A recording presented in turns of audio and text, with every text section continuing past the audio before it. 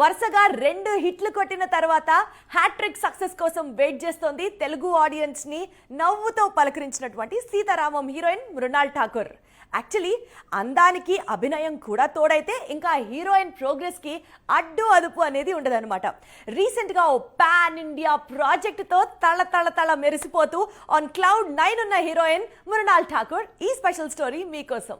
Mrunal Thakur time బాగుంది. తెలుగులో నటించిన 2 సినిమాలు మంచి విజయం సాధించాయి. ఈ మహారాష్ట్ర భామ ఓవైపు అందంతో కనికట్టు చేస్తుంది, మరోవైపు అభినయంతో కూడా మార్కులు వేసుకుంది. మొదటి సినిమా సీతారామంలోనే మంచి నటన ప్రదర్శించి శభాష్ అనిపించుకుంది.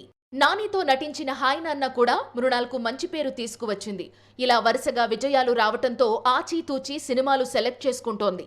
తన సక్సెస్ ట్రాక్ ను కాపాడుకోవాలి అనుకుంటోంది. విజయ్ దేవరకొండతో జోడీ కట్టిన ఫ్యామిలీ స్టార్ తొందరలో విడుదల కాబోతోంది. ఈ మూవీ విజయంతో హ్యాట్రిక్ హీరోయిన్ గా మారబోతోంది.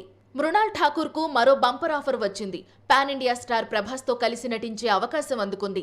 హను రాఘవపూడి దర్శకత్వంలో ప్రభాస్ హీరోగా ఓ సినిమా తెరకెక్కబోతోంది. ప్రస్తుతం ప్రీ ప్రొడక్షన్ జరుగుతున్న ఈ మూవీలో మృణాల్ కథానాయికగా ఎంపికైనట్టు సమాచారం.